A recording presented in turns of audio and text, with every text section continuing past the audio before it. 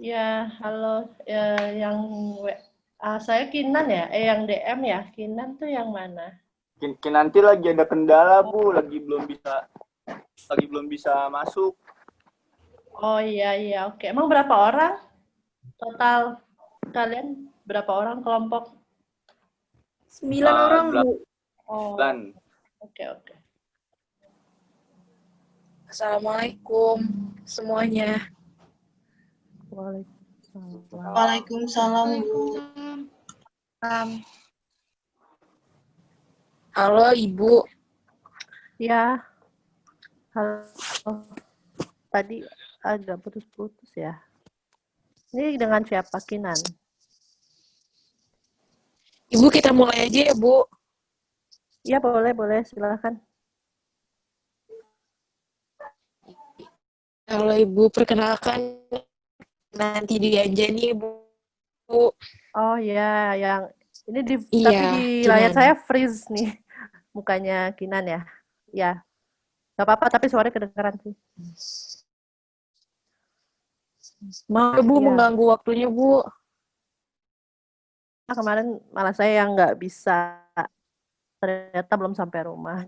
Ibu, kita mulai aja ya, Bu. Atau perkenalan dulu boleh, soalnya saya nggak tahu nih siapa. Ya, perkenalan boleh, karena saya kan belum tahu dari mana, siapa aja, terus untuk apa. Ibu, perkenalkan nama saya Sulastria dari Universitas Indraprasta PGRI. Fakultasnya apa? Angkatan berapa mungkin? Bimbingan dan konseling angkatan 2018. Oke. Nah. Perkenalkan, nama saya Najma Lailia. Saya merupakan mahasiswa semester 5 Prodi Bimbingan dan Konseling Universitas Indraprasta PGRI. Tujuan kami di sini untuk memenuhi salah satu tugas akhir mata kuliah kegiatan pendukung BK. Ya, terima kasih Najma. Jadi Sulastria ya. Iya, Bu. Perkenalkan, nama saya Muhammad Raihan. Saya bimbingan konseling dari Universitas Indraprasta PGRI semester 5. Ya. Untuk memenuhi tugas yang sama seperti yang dibilang sama Najma tadi, untuk memenuhi tugas akhir kegiatan pendukung BK. Sebelumnya saya mewakili teman-teman minta maaf apabila mungkin nanti di tengah wawancara ada yang memiliki kendala tentang sinyal mungkin Bu, karena emang kurang stabil rata-rata sinyalnya. Iya, oke, nggak masalah kok. Ya, thank you. Tadi siapa panggilannya, Raihan ya? Iya Bu. Ya, yang Kinanti, yang DM saya ya, Kinanti ya. Selamat pagi Ibu. Ya, pagi. Perkenalkan, nama saya Via Fezriani. Mungkin sama dengan teman yang lainnya, saya juga mahasiswi BK Fakultas Ilmu Pendidikan Pengetahuan Sosial dari Universitas Indraprasta PGRI. Terima kasih. Ya, terima kasih Via. Assalamualaikum Ibu. Waalaikumsalam warahmatullahi. Nama saya Rafa Pamelia, saya juga sama dengan teman-teman yang lain. Saya mahasiswi dari Universitas Indraprasta PGRI dari Prodi Bimbingan dan Konseling semester 5 Ibu. Terima kasih. Ya, Rafa ya panggilnya. Oke. Ya, pagi. Yang siapa? Perkenalkan, nama saya Sabila Amalia Hasna. Seperti teman-teman yang lain, saya juga dari Prodi Bimbingan dan Konseling di Universitas Indraprasta PGRI. Terima kasih, Bu. Ya, terima kasih Sabila. Udah semua ya? Apa ada yang? Saya belum, Bu, saya. Oh iya, oke. Ya. Banyak soalnya pakai jam. Perkenalkan, Bu, nama saya. Ya, teman yang lain, saya satu kelas sama teman-teman yang lain. Tapi mohon maaf ya, Bu, saya lagi di jalan karena ada keperluan. Iya, nggak apa-apa. Lagian nih, itu ya lagi weekend ya, long holiday. Oh, iya, Bu. Sama. Anissa. Maaf, Bu, lagi di jalan. Ya, nggak apa-apa. Ada lagi? Udah. Siapa yang belum? Sepertinya udah deh, Bu. Kayaknya udah ya, 1, 2, 3. 9 ya, oke. 9 orang. Eva udah kenalan belum, Eva? Ya, Eva kayak belum, Bu. Eva belum. Oh, oke. Apa jaringannya nggak ada? Nih? Oh, lah ya. Off ya. Videonya. Mungkin sinyal. Ya udah, Eva ya panggilannya, ya. Ya. Oke.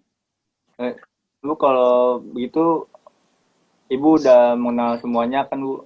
Ya udah tahu tadi namanya satu-satu, dan berarti kalian satu kampus, satu fakultas, satu angkatan, satu kelas? Iya, satu kelas, ya. Ya, tugas yang sama gitu ya? Ya. Oke. Kalau gitu, apa boleh. Oh iya, sebelumnya saya mau nanya dulu sama Kinan ya, berarti kenal awalnya taunya dari Dinda, siapa? Dinda, benar? Dini. Oh dari Dini. Yeah. Oke. Iya. Ya, baru dikasih tahu apa tentang saya? Aku DM, ada kenalan psikolog nggak? Kayak gitu, Bu. Terus, oh iya ada nih, gitu. Namanya ibu ini gitu. Nanti bilang aja kenalnya dari saya, gitu. Oh iya, makasih. Ya, baik. Mungkin tadi kalian sudah perkenalan. Izinkan saya perkenalkan diri saya.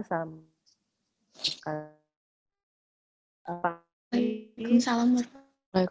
Ya, nama saya Hanindya Resti Ningtyas, tapi biasanya memang dipanggil Resti. Saya seorang psikolog pendidikan atau psikolog sekolah ya, yang biasanya orang tahu ya, kalau psikolog sekolah kan biasanya kerjanya memang di sekolah. Apalagi ya, saya lulusan dari S1 Psikologi UI dan S2 profesinya Psikologi Pendidikan di UI juga. Sudah kira-kira pokoknya kurang lebih 8 tahun yang lalu ya, lulus S2. Kemudian setelah lulus saya langsung praktik sekolah, jadi kayak langsung jadi psikolog sekolah di suatu sekolah swasta dekat ya daerah Depok sini lah. Terus sejak itu banyak berkecimpung di beberapa sekolah dan bikin biro akhirnya. Bironya kalau di Instagram tuh BPP_consultant. Itu biro saya bareng rekan saya. Bikin biro tahun 2015, saya banyak aktif yaitu memberikan layanan psikotes, terapi, konseling, konsultasi, pelatihan, seminar, dan kegiatan untuk anak-anak ya. Gitu. Terutama sih memang anak-anak usia dini dan anak special needs. Kemudian apalagi ya, udah ya. Saya statusnya sudah menikah dan punya 2 anak. Sekarang karena pandemi saya banyak aktif secara online, event-event online. Mungkin itu dulu ya dari saya. Nanti silahkan kalian mau tanya-tanya. Terima kasih. Sama-sama, Ibu. Bu, saya mau untuk domisili tempat tinggal Ibu sekarang di mana ya, Bu? Iya, saya tinggal di Cimanggis, Depok. Kalian tahu itu akses UI, Kelapa II, Gunadarma? Iya. Ya.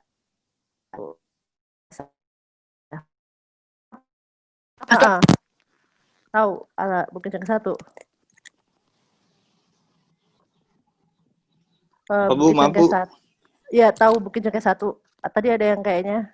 Tahu, rumah gitu. saya masih belum jauh dari situ.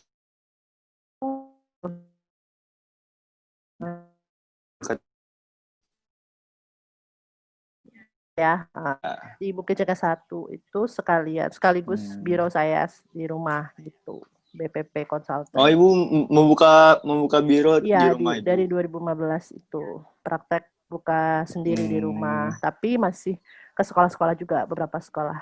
Ya cuma karena pandemi kan jadi banyak online ya. Iya. Gitu. Berarti deket ya. Ada lagi yang rumahnya deket-deket Depok gitu, Cimanggis. Saya juga di Depok, Bu. Oh, di mana? Saya juga Depok, Bu. Saya arah Banyak ya? ke Pasar Citayam, Bu, arah ke Bogor. Oh, ya, Mas. Depoknya agak-agak jauh dari saya. Iya, Soalnya Depok Lama, Depok 1. Depok Lama, oke.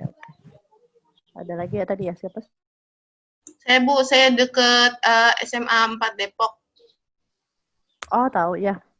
Yes. Oh iya, tadi kita itu sepupu saya memang panggilnya Dinda ya. Dinda itu punya teman namanya Bilkis. Mungkin Kinan temannya Bilkis kali ya? Atau iya. Di mute Mohon ya maaf. kayaknya. Iya Bu, aku temennya Siapa ya? Bilkis. Oh iya, temannya Oh. Bilkis. Jadi taunya dari Bilkis Iya. itu kali ya? Bilkis itu teman kuliahnya Iya, Dinda. dari Bilkis. Dinda Terus Dini Rizky, kata, ya. iya. Iya, dia sepupu Iya. aku. Tinggal dekat rumahku emang. Oh, oke. Ya, apalagi ya? Itu aja dulu ya perkenalannya. Oh Tadi ya, mungkin dari sempat teman-teman dijelasin. yang lain udah cukup atau ada yang mau ditanyakan lagi?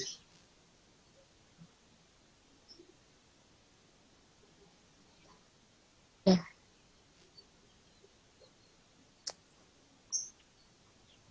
Oke. Mungkin Kalau udah kalau mungkin langsung. untuk perkenalan dibuka gitu, kita langsung masuk aja ke sesi wawancaranya. Boleh? Oke Bu, baik kalau gitu saya ingin mulai.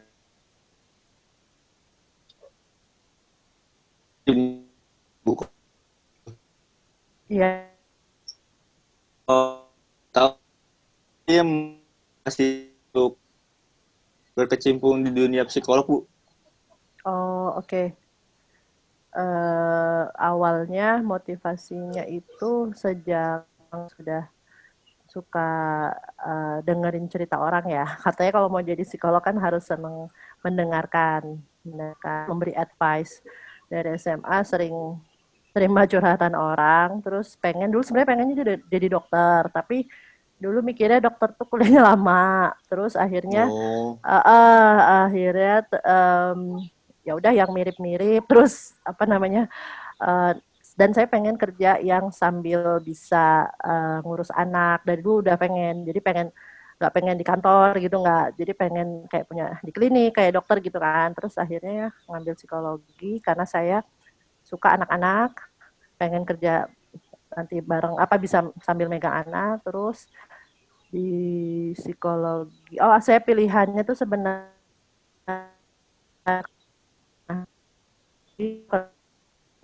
tapi yang keterima ke psikologi.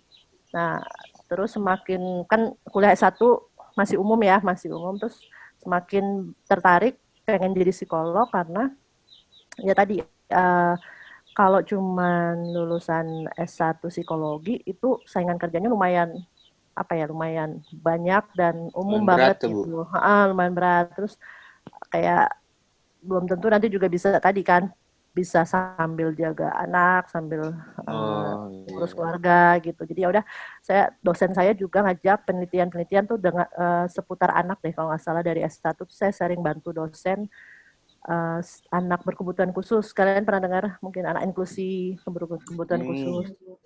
Sering ikut payung penelitiannya dosen. Jadi dari situ malah tambah, oh iya saya pengen nih jadi psikolog nanti. Jadi ambillah langsung, nggak langsung 1 tahun lulus dari S1 baru ngambil S2 profesi pendidikan. Kalau di profesi psikologi kan ada klinis anak, klinis dewasa, industri, sama pendidikan. Saya pilihnya pendidikan karena tadi saya suka mengedukasi dunia sekolah, nggak terlalu suka di rumah sakit gitu kan. Tapi pengennya memang waktu SMA sih pengen dokter, tapi lama-lama pas kuliah psikologi S1 tertariknya psikologi yang ada di sekolahan gitu, yang anak-anak, yang ngurusin mengedukasi anak-anak. Karena suka ngajar juga dulu, suka beberapa kali ngajar di sekolah. Akhirnya ngambilnya psikologi pendidikan. Itu sih yang memotivasi. Awalnya karena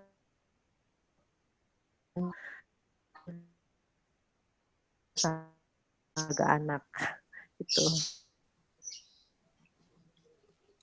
Oh, berarti motivasi Ibu awalnya karena emang Ibu suka anak-anak ya, Bu? Ya, suka. dan ingin bisa bekerja sambil mengurus anak. Iya, itu awalnya. Oh, iya ya. Oh, saya ingin bertanya Bu, kalau setelah Ibu kan udah beberapa tahun ya Bu tentunya terjun di dunia psikolog. Nah, kami tuh pengen tahu dari menurut Ibu sendiri tuh dalam menangani klien tuh Ibu lebih sering pakai metode apa sih Bu? Kan dalam psikolog kan banyak metodenya untuk menangani klien. Nah, kami ingin tahu dari Ibu, khususnya dari Ibu, mungkin Ibu lebih sering menggunakan metode apa? Pas awal, ya dari saya lulus profesi itu 2012 ya kalau nggak salah. Ya 2012, saya kan langsung apply ke sekolahan, kerja di sekolah, terus langsung keterima di sekolah semut-semut deket sini ya, deket rumah saya gitu, di RTM. Nah, karena terjun ke sekolah dan langsung jadi, dulu sih jadi judulnya gitu ya, jadi agak-agak mirip BK tuh dulu. Jadi sudah setiap hari pula jam kerjanya, karena di situ belum ada psikolog maupun BK-nya di sekolah itu, SMP. Waktu itu saya pegang SMP. Terus jadilah merangkap ya, sebenarnya beda kan psikolog sekolah sama BK gitu kan. Harusnya ada BK, ada psikolog juga. Terus ada psikolognya, jadi ya merangkap lah ibaratnya, dan jam kerjanya seperti guru, jawab kayak guru gitu jatuhnya, karena awal-awal baru lulus ya saya nggak banyak masalah sih, karena kan untuk jam terbang juga pengalaman. Nah, kerja full time di sekolah itu saya banyaknya memang cuman observasi sama wawancara awal-awal, karena kalau tes itu harus di luar jam pelajaran gitu, jadi agak sulit menjadwalkannya. Makanya sebenarnya dulu tuh sama tes ya jadi satu ya, saling melengkapi gitu. Karena jam, maksudnya saya ininya seperti guru BK, jadi hanya sempat observasi sama wawancara. Nah, seiring waktu tuh saya akhirnya nggak full time tapi part time. Jadi kayak 1 minggu 2 hari atau 1 minggu 3 hari, itu hanya untuk khusus dirujuk ke anak-anak yang bermasalah atau yang perlu dites. Nah, baru tes tuh sejak setelah 3 tahun kerja full time, saya nyoba part time, dan BK-nya waktu itu juga tetap belum ada, tapi langsung dipegang sama guru wakil kesiswaan. Jadi merangkap BK tuh kesiswaan.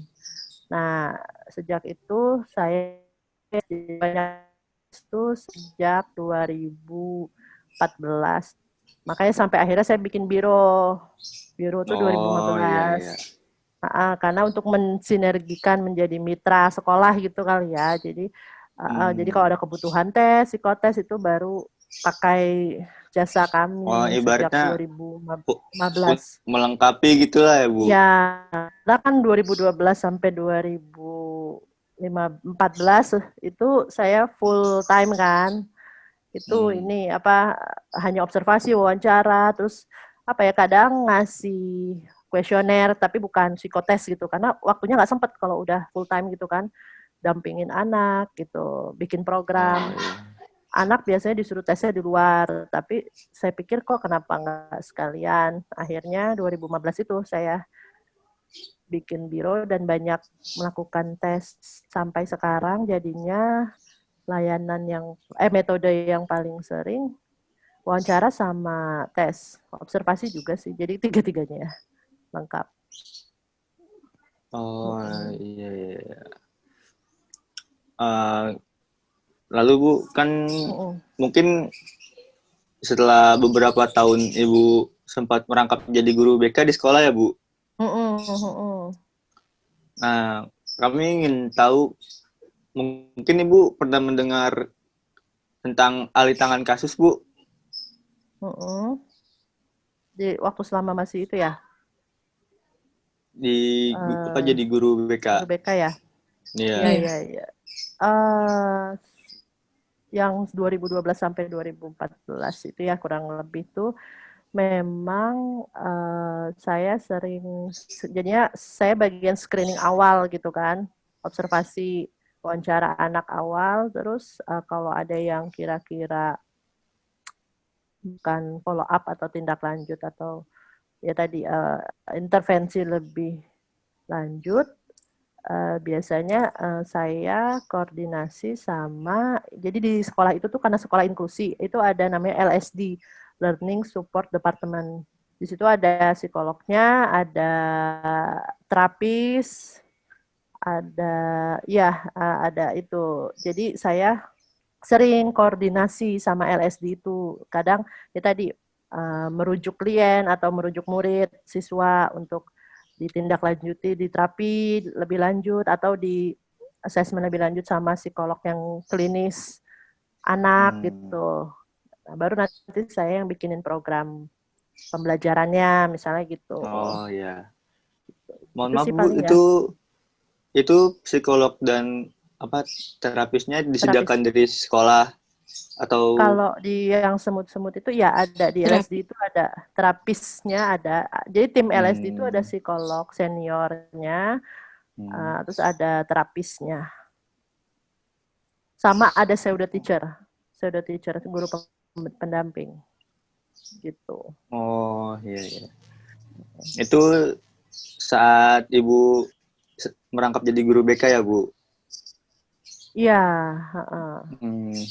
Terus kalau untuk setelah Ibu punya biro jasa sendiri nih, biro sendiri nih sekarang, apa mungkin Ibu sudah pernah menerima klien dari alih tangan kasus itu sendiri Bu? Betul. Misalnya dapat dari sekolah mana, dilarikan ke Ibu? Sejak 2015 itu ya saya bikin biro, dan otomatis yang saya tangani hanya satu sekolah, nggak hanya sekolah semut-semut itu. Jadi ada tuh mulai dikenal beberapa sekolah, dan kita juga masuk ke sekolah-sekolah memberikan layanan. Nah, atau sekolah yang menghubungi kita, ada pastinya banyak. Sejak 2015 itu kurang lebih 25 tahun ya, ini sering banget dapat alih kasus dari sekolah individu yang misalnya disuruh dia udah assessment atau sudah pemeriksaan dengan dokter, terus disuruh ke psikolog, itu pernah juga. Atau dia pernah ke psikolog yang lain tapi merasa diagnosanya belum cocok dan penanganannya terapinya belum tepat, dia ke saya gitu, pernah alih kasusnya seperti itu. Sering malah sampai sekarang. Jadi nggak hanya dari satu sekolah doang. Oh, terus kalau kami boleh tahu, selama Ibu membuka biro sendiri, kebanyakan masalah yang terdapat pada kalian tuh selama Ibu mendapatkan alih tangan kasus itu apa ya Bu, kalau boleh tahu? Masalah yang umum gitu ya, yang paling sering gitu. Ya, yang paling umum. Oke, sejak dari 2015 itu saya sering menangani kasus anak dengan kesulitan belajar, terus masalah juga kecerdasan minat, bakat, potensi IQ untuk penjurusan di SMA ya sekarang, atau bahkan sampai kuliah. Ada juga lebih ke, memang ranahnya lebih banyak ke pendidikan ya, dan ke anak usia dini yang screening tumbuh kembang, misalnya ada juga yang kayak gitu. Terus tadi kesulitan belajar sih yang paling banyak saya temuin. Kesulitan belajar tuh kalian pernah dengar atau pernah tahu? Iya, pernah dengar Bu, pernah tahu juga. Iya benar. Jadi anak-anak yang tiba-tiba kok problem ada belajar di kelas-kelas 3 atau kelas 4 ke atas. Terus padahal sebelumnya nggak ada masalah. Terus anaknya maksudnya normally, bukan anak dengan keterbatasan gitu ya. Nah itu saya sering banget dapat kasus kayak gitu. Atau anak yang mau tadi balita mau ke sekolah usia SD, jadi kematangan sekolah, itu sering juga dirujuk. Gitu deh.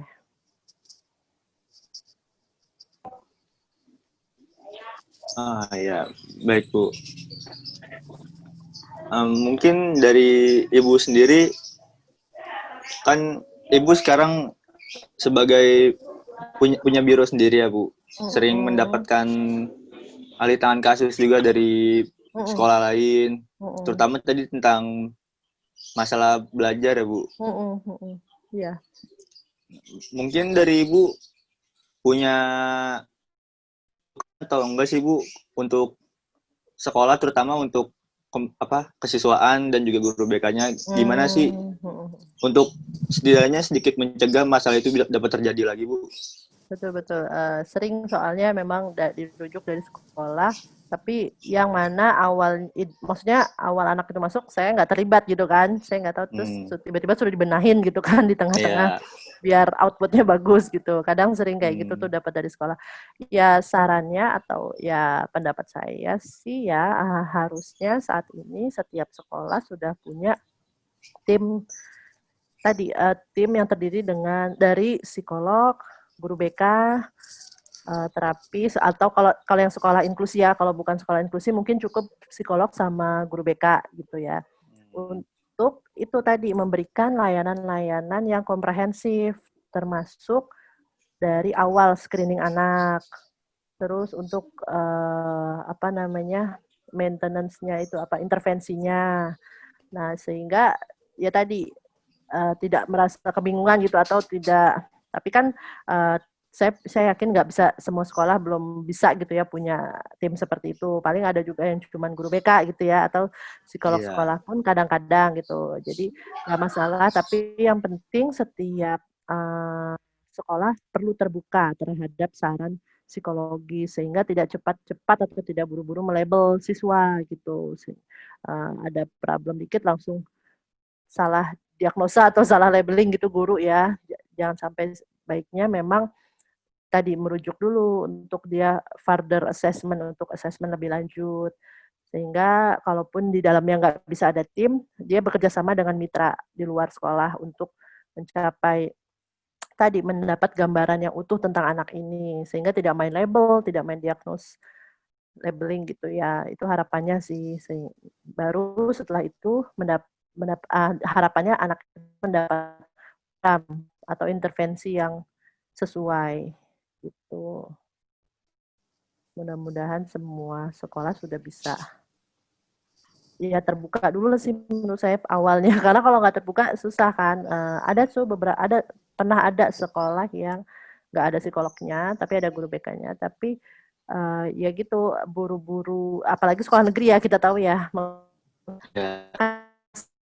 penanya dan metode gurunya, sehingga pernah ada anak kelas berapa ya, kelas 4 kalau nggak salah, dirujuk ke saya, ya langsung dibilang ini ADHD, bukan ADHD, gurunya bilangnya hiperaktif gitu, hiperaktif nih anak, pokoknya nggak bisa dengerin guru gitu kan, karena memang siapa tahu penanganannya salah gitu kan. Ternyata pas saya tes assessment dan bukan, dia nggak termasuk anak yang ADHD, mungkin kalian pernah dengar ADHD, hyperaktif itu bukan, ternyata dia memang masalah cuman fokus konsentrasinya atau cari perhatian, attention seeking gitu. Jadi ya itu hati-hati banget kan dalam me-assess anak gitu. Kalau langsung di label tuh anak hiperaktif atau enggak itu anaknya bodoh itu pasti ke orang tua kan juga kurang nyaman ya. Harapannya itu sih terbuka dulu untuk saran psikologis. Oh iya Bu, saya ingin satu lagi Bu yang mau saya tanyakan. Kan seperti yang Ibu bilang tadi, belum semua sekolah mempunyai apa yang seperti Ibu bilang, rata-rata apalagi sekolah negeri sekarang baru cukup mempunyai guru BK, mungkin sudah merasa cukup. Nah, kan untuk setahu saya untuk jenjang sekolah dasar sekarang masih sedikit ya Bu yang memakai guru BK, bahkan masih sedikit. Menurut pendapat Ibu, penting tidak sih Bu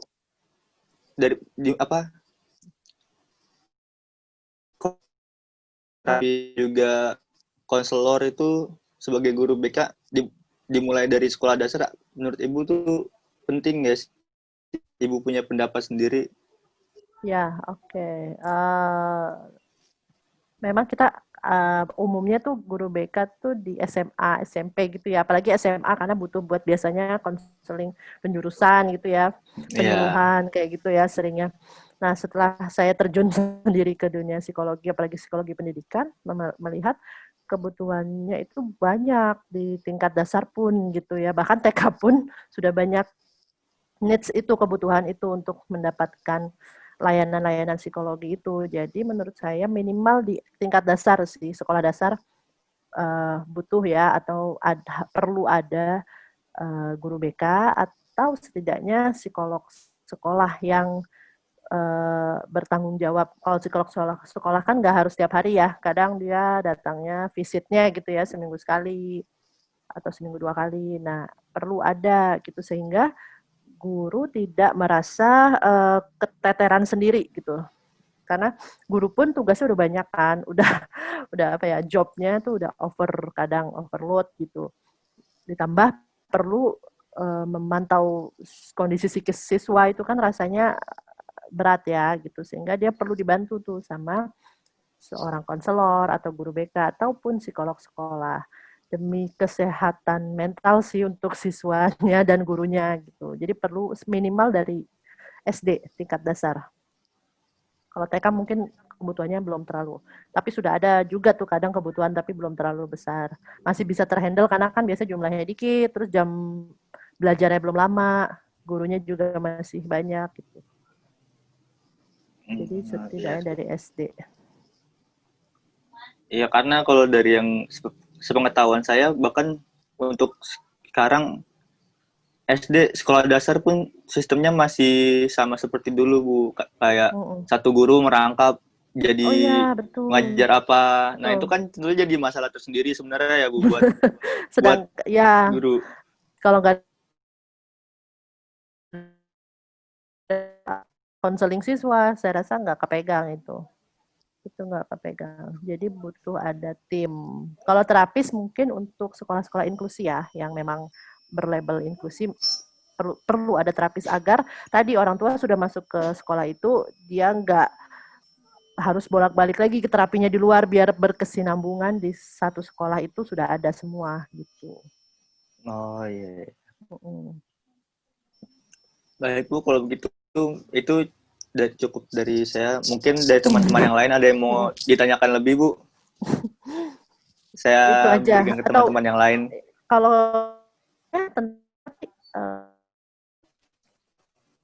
kegiatan pendukung BK Bu. Oh iya, kegiatan pendukung BK. Itu isinya apa? Tentang apa? Ada 6 kegiatan pendukung BK-nya Bu.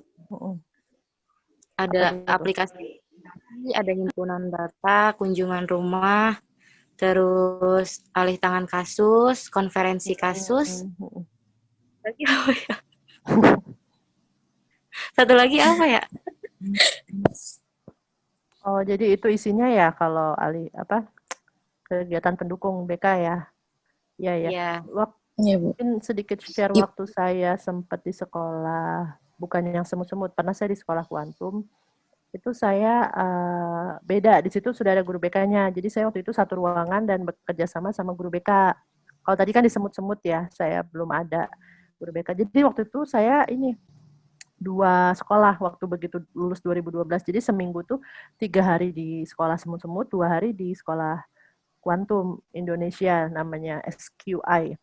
Nah, tapi full time, maksudnya jam kerjanya pagi sampai sore kayak guru. Nah, pas di sekolah kuantum tuh saya berdua bareng guru BK satu ruangan dan saya bekerja sama terus bareng dia. Nah, dia lulusan dari PLB, pendidikan luar biasa, bukan dari BK, tapi jadi guru BK gitu. Nah, itu terasa tuh kerjasamanya, alih tangan kasusnya saat dia kan tiap hari full masuk di situ, sedangkan saya seminggu 2 kali. Pas saya datang, dia merujuk atau melaporkan beberapa kasus yang perlu ditindak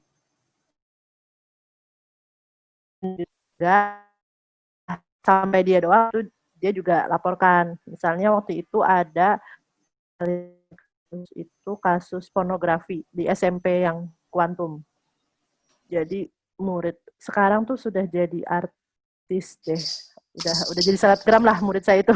Dulu waktu saya ke situ 2012 dia masih SMP. Nah, itu guru BK melaporkan ke saya, ini perlu ditindaklanjuti bareng psikolog nih, karena ranahnya waktu itu kalau nggak salah ya biasalah remaja ya, pornografi, tontonan gitu-gitu, kecanduan. Akhirnya kita konseling grup bareng, sama ada konseling individu juga. Terus gantian saya sama BK gitu alih tangannya. Tapi kalau yang cuman masalah-masalah umum ya kadang misalnya apa sih apa tuh apa namanya bullying yang sehari karena kan guru BK yang setiap hari observasi motivasi itu sampai di guru BK aja tuh waktu itu nggak itu ini ada selah gitu dan sehingga perlu special treatment ya saya tadi melengkapi data yang pengalaman saya tadi selain di semut-semut saya baru ingat saya pernah di sekolah kuantum Indonesia kerja bareng guru BK jadi termasuk ada ya tadi ya kegiatan pendukung dari BK ya untuk alih tangan kasus kita kerjasama gitu deh. Ada lagi yang mau ditanyakan?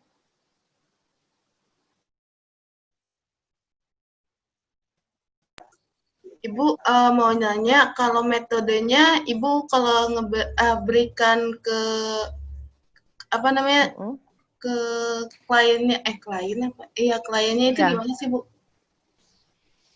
Metode assessment-nya ya? Iya. Oke.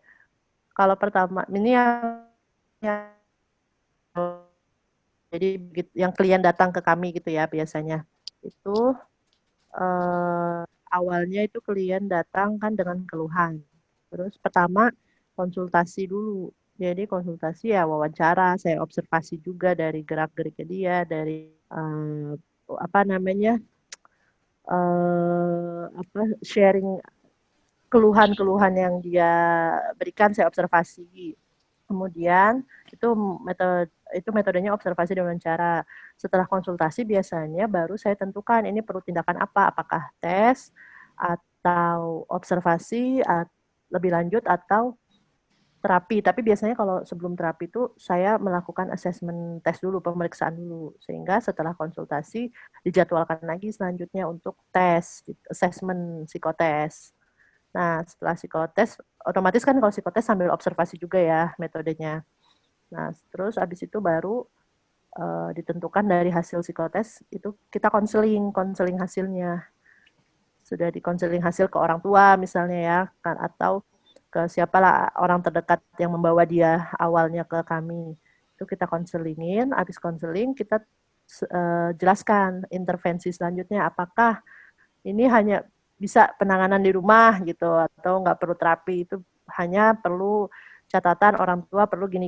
Nah itu biasanya kita sampaikan. Atau kalau perlu terapi berarti kita lanjut lagi pertemuannya untuk memberikan terapi gitu. Itu namanya si wawancara, tes, dan terapi jika dibutuhkan.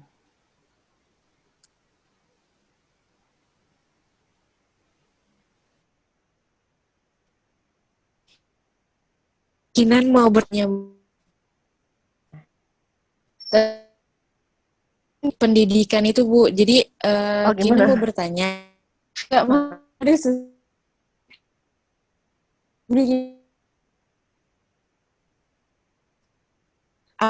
apakah ada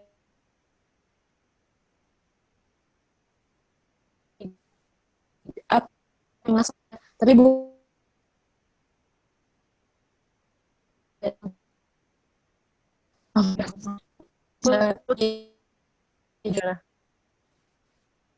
Gimana?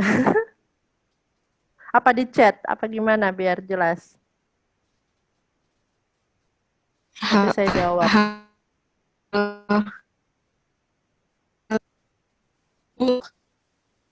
Masih. Halo. Ya, ini lumayan jelas. Coba ngomong lebih panjang? Putus-putus nggak? Ya, saya cek ya, Bu. Ya, Chat. coba. Masih putus-putus, Bu. Udah lumayan. Oh, ya udah. Jadi Nah, putus lagi nih. Tadi enggak, sekarang putus lagi. saya mau putus sambung. bertanya, Bu. Masalah. Oh, masih putus-putus. Yaudah. Apa di chat aja kan? Nanti saya jawab secara verbal. Iya. Soalnya tadi putusnya lumayan parah, jadi nggak kedengaran utuh suaranya. Ada lagi mungkin yang lain mau tanya atau? Ibu mohon maaf. Ya, Najma ya. Tadi yang Ibu apa sih? Yang kata Ibu kasus pornografi itu kan tadi saya nanya tindak lanjutnya itu seperti apa ya, Bu? Maksudnya cara menangani klien yang gimana gitu ya? Itu gimana gitu kan? Sekarang rata-rata anak remaja itu emang banyak sekali sih ya, Bu, yang sering nonton pornografi, kadang malah kayak ada keinginan buat melakukannya gitu. Nah, gimana sih cara Ibu menangani kasus tersebut gitu? Sehingga anak itu tuh nggak lagi-lagi gitu nonton film-film kayak gitu. Berhenti gitu. Saya kira mau tanya siapa orangnya. Soalnya sekarang sudah jadi selebgram. Tapi nggak boleh dikasih tahu. Oke. Waktu itu sih karena masih... Jadi waktu itu tuh kasusnya gini, dia ketahuan nonton tapi nggak sendiri, bareng teman-teman satu gengnya dia lah gitu. Terus pokoknya nggak tahu gimana keciduk sama guru BK.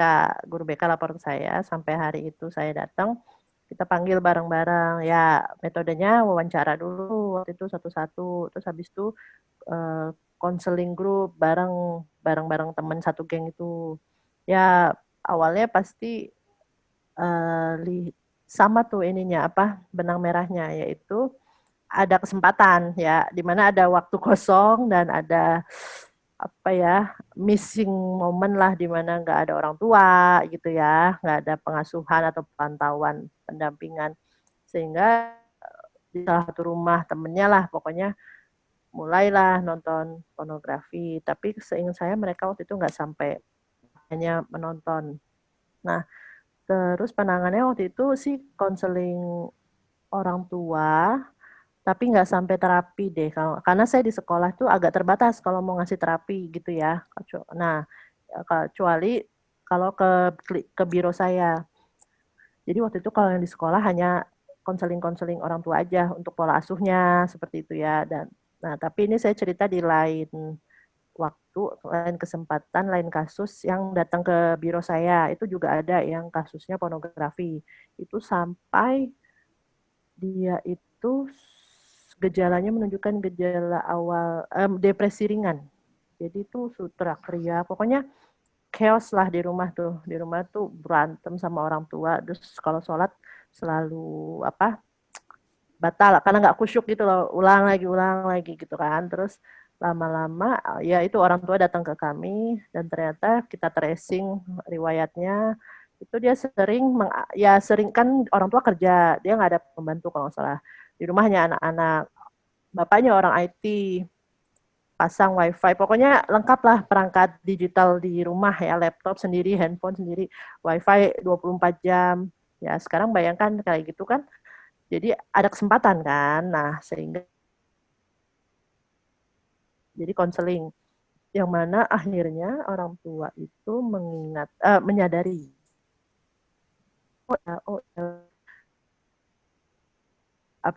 banyak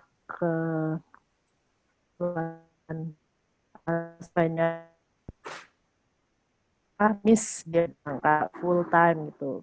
Oh iya ya udah, akhirnya saya terapi juga anaknya tuh saya bikinin jadwal rutin. Jadi intinya dia harus punya kegiatan. Kalau soalnya kan biasanya rata-rata yang akses kayak gitu itu kan gabut ya, apa sih istilah itu, gabut ya, benar, nggak ada kegiatan apa-apa, sampai rumah pulang sekolah nggak ada kegiatan ya udah mau ngapain lagi, megang handphone lihat-lihat. Waktu itu dia sukanya anim, jadi awalnya dari animnya menuju ke yang porno gitu.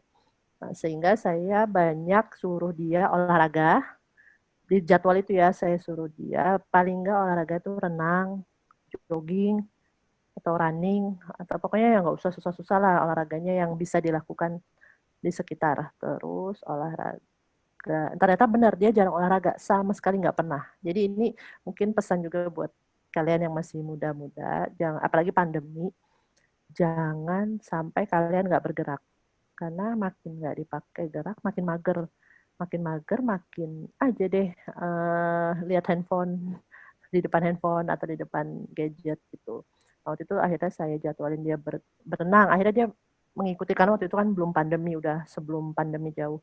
Dia akhirnya berenang, terus akhirnya dia nyoba jogging. Dia punya ini deh, apa, sepeda apa tuh yang di rumah tuh, sepeda statis. Terus dia punya treadmill, dia olahraga. Terus terpaksa wifi-nya dibatasi, handphonenya dibatasi, hanya dipakai untuk kebutuhan sekolah, misalnya PR, tugas-tugas gitu. Terus saya suruh ada kegiatan lain, dia cooking bareng orang tua, dan orang tuanya akhirnya karena sadar sempat ngambil cuti lama, khusus mendampingi anaknya. Jadi ini gunanya konseling itu, kita harus menyadarkan orang tua, ini loh bahayanya udah sampai sini gitu. Terus kita terapi anaknya tadi dengan memberikan kegiatan alternatif. Karena kita kan bukan dokter ya, ngasih obat terus sembuh. Kita harus, ternyata benar, sama sekali nggak pernah olahraga. Ya pikirannya pasti ya, kebayang lah kalian gimana tuh yang masih muda-muda, nggak ada kegiatan. Pasti pikirnya maunya ke gadget, yang mencari kesenangan lain kan, Gitu. Mager-mageran, rebahan gitu nah, ya. Tuh suara hati sepertinya Rehan. Enggak Bu, saya mewakili ekspresi-ekspresi yang ada aja Bu. Apalagi pandemi ya. Kalau pandemi gini rasanya makin males ya untuk. Padahal kalau nggak dimulai ya nggak akan selesai gitu kan malesnya gitu. Jadi coba yang mudah aja dulu, jogging, tapi nggak usah. Tapi kan kita tetap kesehatan ya, nggak usah running, karena running kan nggak bisa pakai masker. Kalau jogging kita masih bisa pakai masker. Cari tempat yang aman. Gitu. Tadi pertanyaan itu ya si Najma ya. Sudah. Jadi kalau pornografi itu intinya karena dia mencari kesenangan lain. Tidak dia dapat, dan dia tidak punya rutinitas siklus hidup yang normal gitu. Tadi nggak ada olahraga, terus ternyata juga nggak ada kegiatan lain, hanya sekolah, udah jadi dia melepaskan penat mencari kesenangan itu. Gitu. Kalian kalau punya hobi sebaiknya memang disalurkan sih, daripada mager kan. Oke, Najma, ini sudah ya? Sudah, ya, sudah Ibu. Kalau nanti nih akhirnya di chat ya. Iya. Jadi kita banyak sekali membahas soal pendidikan. Sekarang saya mau tanya, adakah klien yang konseling ke Ibu tentang masalah kehidupan? Oh, oke. Misalnya, trauma, benar, kesedihan mendalam, bagaimana menangani klien, apakah terapi yang harus dijalankan? Ya, benar banget, Kinan. Karena saya ranahnya pendidikan, tadi saya share yang, dan memang paling banyak itu gitu kan. Tapi benar, ternyata nggak hanya soal pendidikan yang kami waktu itu pernah ada yang DM di Instagram BPP Consultant tuh langsung nanya, Min, boleh bunuh diri nggak gitu, langsung nanya to the point. Terus Min, kan masalah, benar nih masalah adiknya udah hamil luar nikah gitu, saya sebagai kakak harus gimana, pokoknya masalah kehidupan pribadi banget gitu ya, langsung to the point gitu kan. Akhirnya kami alihkan, karena kan kalau di DM nggak bisa konsul kan, hanya admin yang pegang. Akhirnya di info ke saya sarankan ya konsultasi dulu, sebaiknya datang, waktu itu sebelum COVID, hadir gitu, kalau nggak bisa di online bisa, kalau misalnya dia jauh. Terus dari situ kan nanti kita baru tahu sejauh mana keparahannya, tingkat keparahannya. Kalau misalnya traumanya sejauh mana, atau tadi depresinya separah apa, kesedihannya separah apa. Nah, biasanya kalau masalah yang sudah mulai klinis, saya nggak sendiri, saya bareng teman saya yang psikolog klinis dewasa. Karena saya, ya itu tadi, termasuk ahli kasus ya, karena saya tahu ranah saya banyak kan di pendidikan anak. Makanya gunanya associate, namanya kita associate kalau di biro tuh. Jadi ada rekan yang dari psikolog klinis, dewasa, anak, bahkan ada rekan saya yang juga terapis di biro. Nah itu ahli kasus, saya minta tolong. Ada juga sih yang misalnya masalah dewasa ya, orang tua tapi dia mau divorce. Nah, malah konsultasi tentang divorce-nya gitu kan, masalah dengan suami itu saya rujuk ke psikolog klinis dewasa di tempat kami. Nah, biasanya terapinya yang udah sih saya lihat nggak terapi di kami karena masih disarankan untuk tadi rekan saya bilang ini harus punya relaksasi. Jadi rata-rata mereka yang bermasalah ini mereka itu memendam sendiri masalahnya, nggak punya penyaluran yang tepat, nggak punya apa ya tadi kegiatan yang positif. Bahkan dia sampai lupa hobi saya apa, saya nggak pernah melakukan hobi saya sudah lama. Olahraga juga nol, nggak pernah. Jadi masih dibatasi itu, belum ada terapi yang pernah sih paling ini terapi emotional freedom technique. Jadi melepaskan emosi negatif. Itu ada teman saya yang pegang terapisnya. Itu buat yang kecemasan, masalah kecemasan. Pernah ada anxiety-nya tinggi sekali. Apa-apa jadinya berpikiran negatif ya. Mungkin takut ini. Pernah. Itu yang megang teman saya. Karena tadi saya ranahnya pendidikan anak. Saya ajak dia untuk menangani masalah itu. Anxiety, depresi, trauma itu klinis dewasa. Kalau klinis anak ya klinis anak. Tapi biasanya yang kayak gitu ini remaja ke atas nih, dewasa. Kalau anak masih belum terlalu masih saya bisa ngerasain. Iya, paling orang tuanya jadinya. Nah, makanya jadi rujuknya ke klinis dewasa. Tapi benar ada kok, saya pernah mengalami itu. Nggak hanya soal pendidikan di biro. Dan emang kayaknya kasus bunuh diri ini jadi isu yang paling banyak ya, sekarang lagi hits lagi booming ya, sehingga saya kaget aja, maksudnya remaja-remaja tuh kadang curhatnya, mungkin dia nggak bisa curhat ke keluarga, sehingga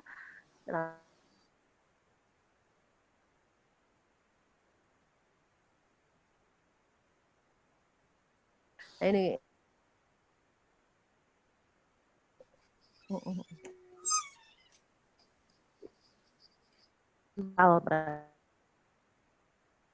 ranahnya klinis gitu. Udah terjawab? Nah,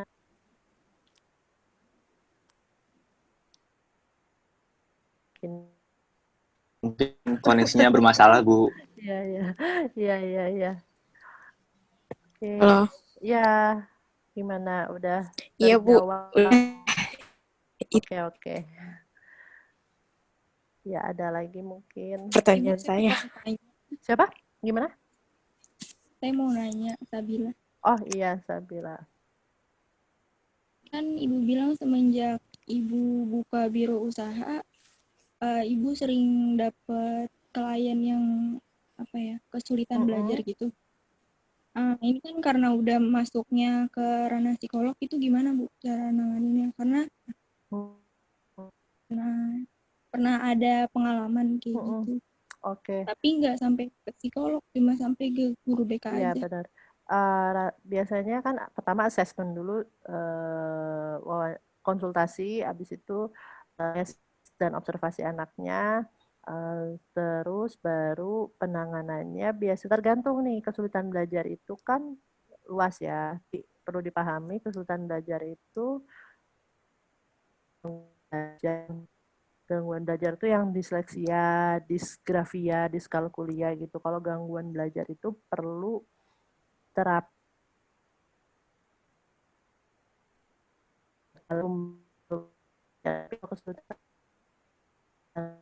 belajar apa karena fokus, atensi, konsentrasi, atau karena motivasinya. Bisa aja karena ada masalah perceraian, terus tiba-tiba anaknya jadi drop motivasinya, terus jadi pengaruh ke ya tadi hasil belajarnya, pencapaian belajarnya jadi rendah, atau juga karena sibling, kehadiran biasanya sibling rivalry, anaknya jadi performa akademiknya jadi ngaruh.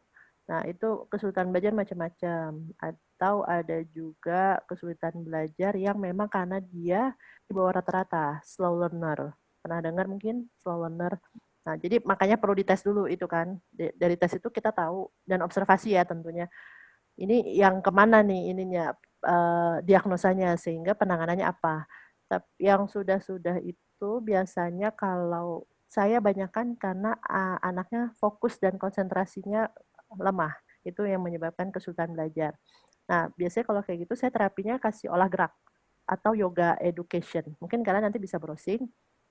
Beda sama yoga ibu-ibu ya, yoga emak-emak gitu, beda. Kamu browsing di Google atau yoga education. Saya kebetulan 2017 itu sudah mengambil workshop sebagai ini edukator, mengambil tools yang untuk itu yoga. Saya pakai pendekatan itu paling olah gerak atau sensory movement terapinya. Pokoknya intinya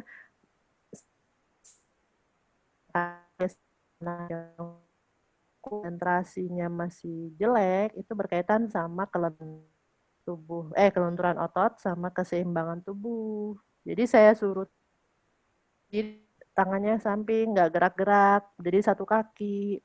Terus ada gerakan-gerakannya, panduannya ada di itu atau di sensory movement itu. Gitu. Atau yang masalahnya emosi juga, emosi itu berarti ada sensorinya yang belum matang. Jadi terapinya ke masalah sensory movement. Saya seringnya ngasihnya yang itu. Saudara. Iya. Ya, makasih Ibu. Ya, sama-sama. Ini lulusnya tahun depan atau belum? Semester depannya lagi Bu. Oh iya.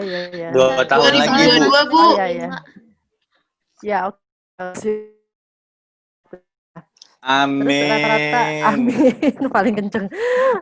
Terus rata-rata tuh pengen, amin. Sekarang saya mau nanya, rata-rata pada lulus tuh mau jadi guru BK atau gimana? Kan sekarang jurusannya BK kan? Iya. Siapa yang jawab? Kalau saya dulu Bu.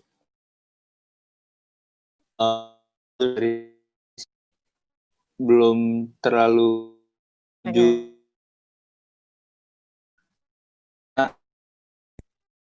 saya pikir ya sekarang jadi guru ya Ibu tahulah bagaimana jenjangnya jadi guru, mulai dari honorer dulu ya kan Bu.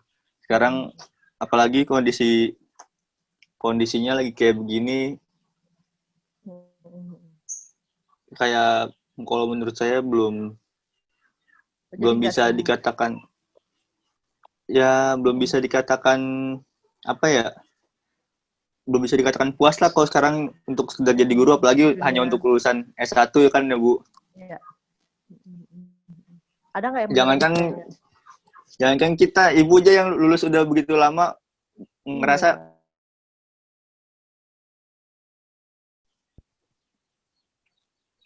tapi ada yang pure pengen guru BK, pengen jadi guru BK, pure pengen emang dari awal gitu. Saya Bu. Siapa tuh? Najma.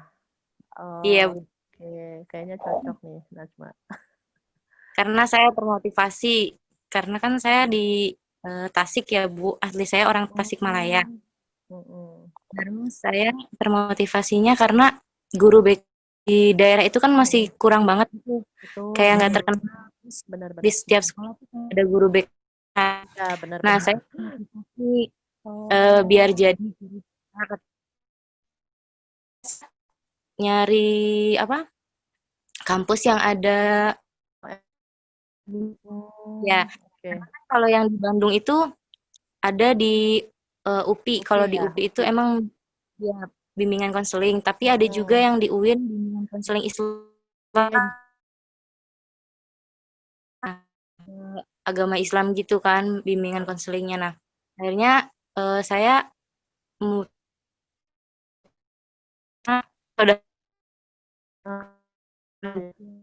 Motivasi saya ya ingin menjadi guru BK gitu nantinya di kampung halaman saya gitu. Karena pengen guru itu ada gitu loh, Bu. Ada, betul-betul. Wow, bagus nih Najma. Subhanallah Najma. Masya Allah. Itu tujuan Anda.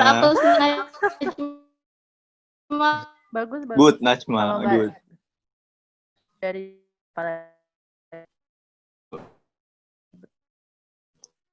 enggak guru BK beneran.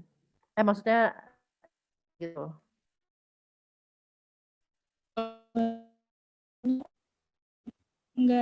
Belum tertarik sama BK karena awalnya pengennya pendidikan geografi, lebih ke mata pelajaran, Bu. Pengen jadi guru tapi berarti ya? Iya, pengen jadi guru tetap, tapi bukan guru BK tadinya. Iya, betul. Oke. Saya baru ingat bulan lalu saya bikin itu tuh webinar untuk guru BK. Itu udah bagus loh sekarang ini MGMP ya, apa namanya tuh? Yang asosiasi guru BK-nya. Terus yang ikut ada yang ketua MGBP-nya itu deh kalau nggak salah, MGBK. Itu ketuanya itu yang senior banget. SBK di sekolah-sekolah di Indonesia tuh luar biasa sekarang. Maksudnya dulu tuh identik dengan yang cuman ada anak bermasalah lah ke BK gitu ya. Sekarang program-program BK sudah bagus, sudah banyak, dan di sekolah di kota-kota ya masih yang dia ceritakan itu sudah tersebar dengan baik, dan guru BK cukup sejahtera juga rata-rata sekarang ya, tapi mungkin itu sebelum pandemi ya kali ya, jadinya sejak pandemi ya semua jadi berdampak.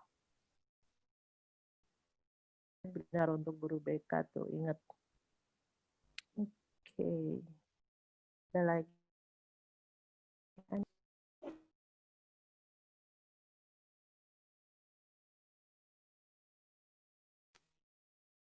Teman-teman lagi. Jawab semua.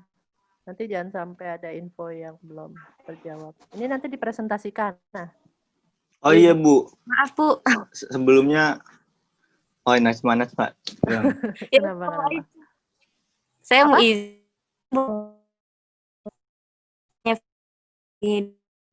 direkam ya, Bu. Oh, nanti iya, kalau iya. Upload di YouTube. Iya, Bu. Apa? Nanti dari kami, Bu. Ya udah, boleh. Nanti saya diinfo juga ya. Iya. Kalau udah itu ya.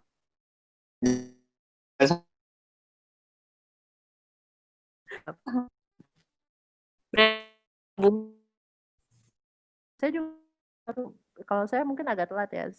BPP tuh YouTube channelnya karena buat sharing dan umum, maksudnya secara cuma-cuma orang bisa akses gitu. Tapi belum sempat nih teknisnya karena pengen juga sharing-sharing ilmu psikologi atau prakteknya di lapangan gimana tentang anak. Nanti deh kalau udah bikin gantian like and subscribe. Mungkin tahun besok. Siap, Bu, siap. Ya. Oke. Ada lagi. Presentasi ya berarti ya nanti ininya. Apa gimana? Hasil ini tugasnya. Mungkin nanti dilakukan sekedar laporan sih, Bu, dari kelompok kami ke dosen yang bersangkutan. Betul. Ya. Saya angkat telepon.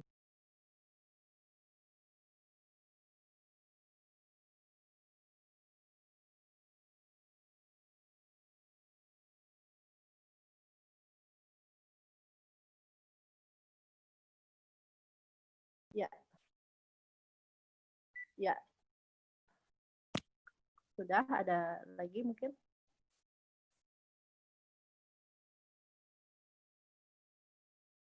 Sinannya malah keluar ya? Nggak ada ya?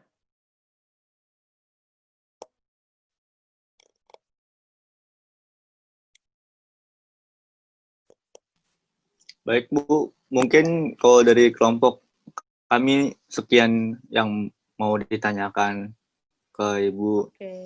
Sebelumnya dari kelompok kami mengucapkan terima kasih dan mohon maaf mengganggu waktu Ibu dari kemarin ya Bu ya.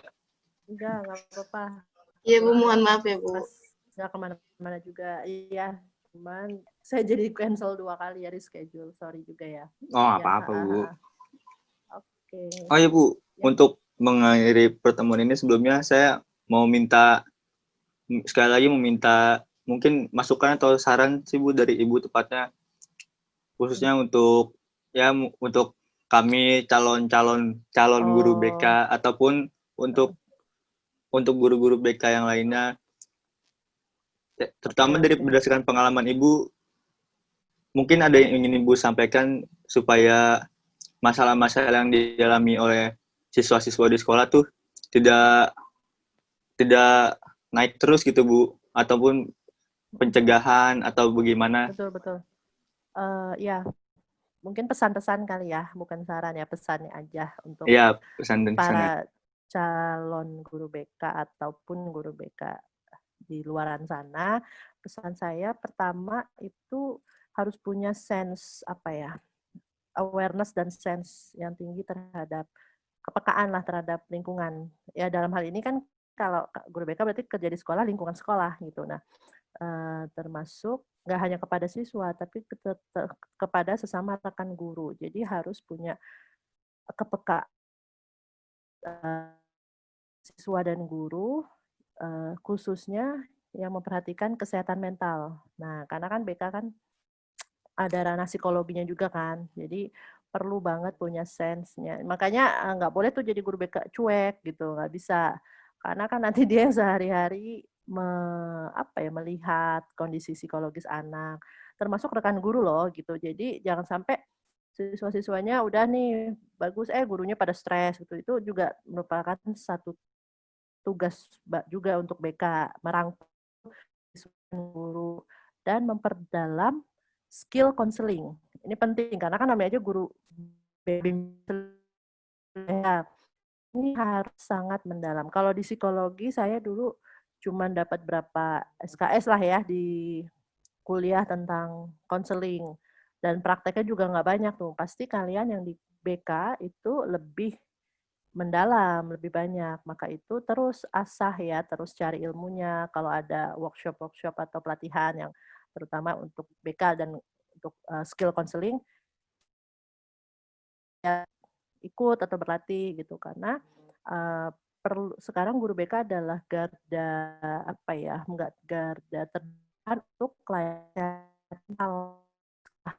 gitu. Jadi ya perlu banget memperdalam skill counseling untuk tadi mengetahui, menggali sehingga nanti sampai ke menemukan intervensinya apa untuk anak, apakah di ditindaklanjuti ke psikolog, apakah tadi perlu sampai BK aja atau hanya penanganan dengan guru kelas gitu. Itu BK yang dari konseling itu gitu, tools-nya konseling yang mendalam. Makanya pertama tadi harus peka. Dan juga terakhir harus ramah. Guru BK itu kan tadi kan garda untuk kesehatan mental anggota warga sekolah. Jadi ya jangan sampai ya kalau dulu sih saya image-nya itu kalau waktu zaman saya SMA masuk ke ruangan BK kan horor ya gitu. Alhamdulillah saya juga nggak pernah masuk ke ruangan BK. Paling cuman pas mau lihat apa sih dulu tuh ada passing grade sekolah kuliah atau dulu tuh mau ke guru BK tuh mau lihat daftar kampus PTN, PTS gitu. Nah, jangan sampai yang semakin ke sini harusnya image guru BK harus semakin positif. Maka itu harus tadi ramah, terbuka, hangat. Ya, tidak hanya anak yang bermasalah yang masuk ke guru BK, tapi juga bisa anak yang memang ingin memunculkan potensi atau ingin menggali minat lebih jauh gitu, sehingga harus terbuka dan ramah dulu gitu, nggak boleh jutek, nggak boleh agak-agak galak gitu kalau bisa. Tapi rata-rata guru BK sih yang saya temuin cukup yang zaman sekarang ya. Kalau zaman dulu tuh ya ada lah yang killer juga atau yang jarang senyum gitu. Jadi kita takut ya.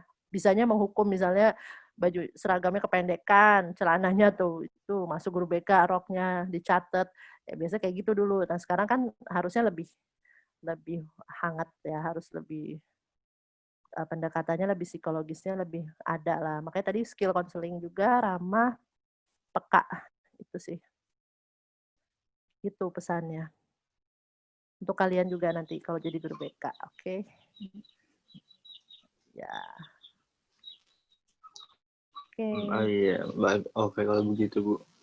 Ya. Mungkin dari teman-teman sudah tidak ada yang ditanyakan lagi ya? Atau masih ada? Sudah cukup. Oke.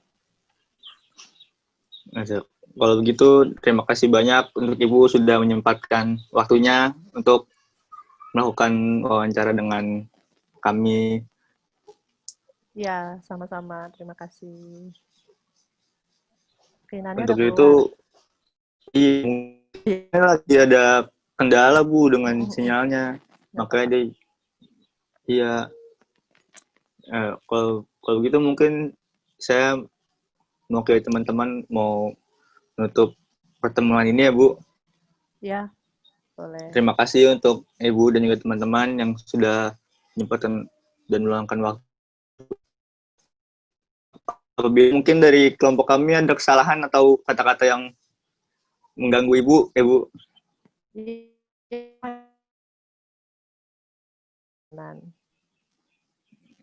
Ya, sukses ya. Gitu, semoga lulus tepat waktu. Amin. Amin, amin Bu. Apa yang dicapai. Dan tugasnya bagus tadi ininya, nilainya. Gitu. Bu, satu lagi Bu. Iya, gimana?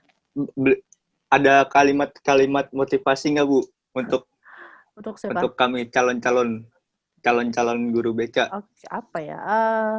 Paling buka ya nggak tahu nih kalimat motivasi apa nggak. Pokoknya saya pesan untuk nggak hanya sarjana guru BK, untuk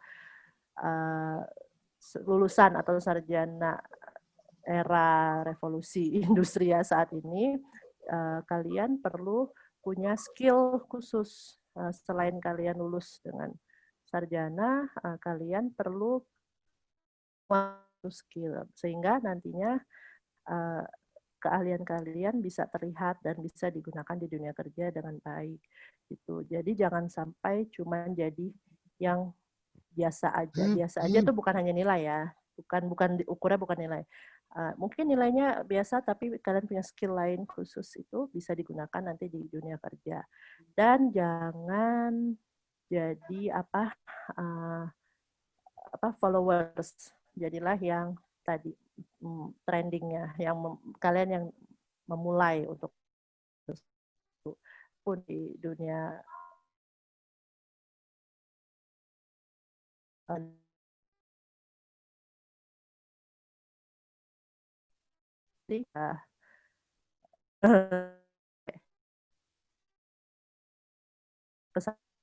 Iya Pak, pasti diingat Bu itu.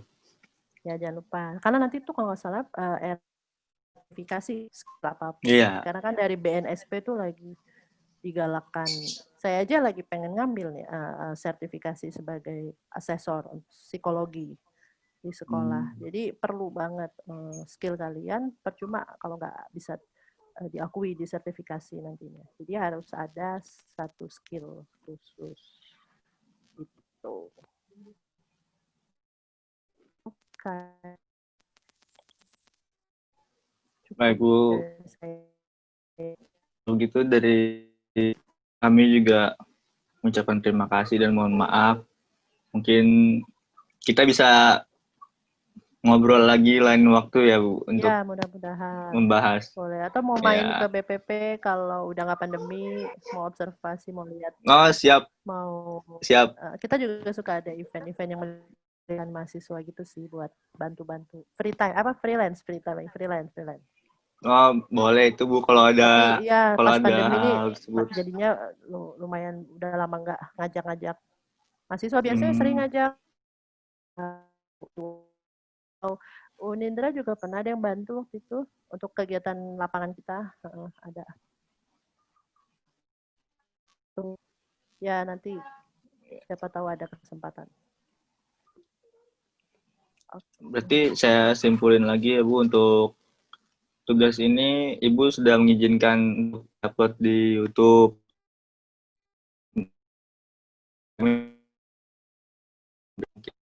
Udah di Oh ya, ya. Ya. Oke Bu, Siap. mungkin sekian aja dari kami. Oke, saya juga mohon maaf ada kekurangan. Terima kasih. Salam kenal semuanya. Jangan kapok-kapok ya Bu. Oh enggak kapok. Saya sering wawancara juga. Di juga waktu itu mahasiswa mercubuana psikologi sih rata-rata, tapi kalau BK pernah nggak ya? Oh pernah dulu, Unindra juga. Itu udah lama. Itu kok apa buat pengalaman saya juga main sama anak-anak muda biar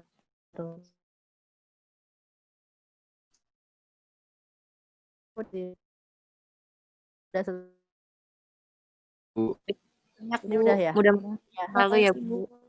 Makasih banyak Ibu. Makasih banyak ya Bu. Sama-sama. Izin live ya. Salam Kinan ya. Kinan tadi nggak ada. Dadah Ibu. Assalamualaikum. Ya, assalamualaikum. Waalaikumsalam. Waalaikumsalam.